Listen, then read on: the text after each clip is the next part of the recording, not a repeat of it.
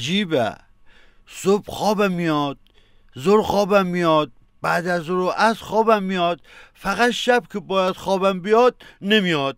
منم شهادت میدم تا حالا بیداری تو رو ندیدم، فقط خور و بوفتو شنیدم. از بچم شانس نیوردیم بالا. پس من با اجازه تو خودکشی کنم، این زندگی فایده ای نداره دیگه. غلط اضافی نکن بشی سر جا.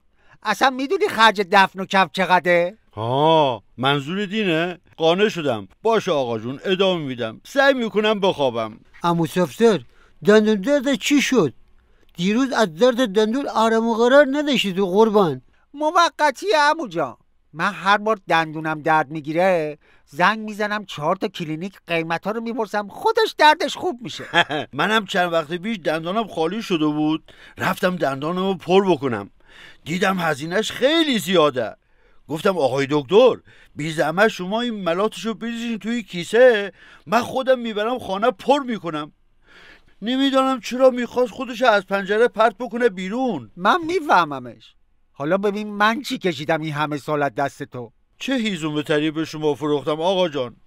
اصلا نمیدونم چرا همیشه ته آرزوهای ما میرسه به همون کوچه بنبسته. اسی ببین، اگه وزیر قطع ارتباطات رئیسی خوابش برد و نت گوشیت وصل شد، یه خبر جذاب بخون بلکه قبل از بلند شدن خروپف خسرو خوابمون ببره بابا.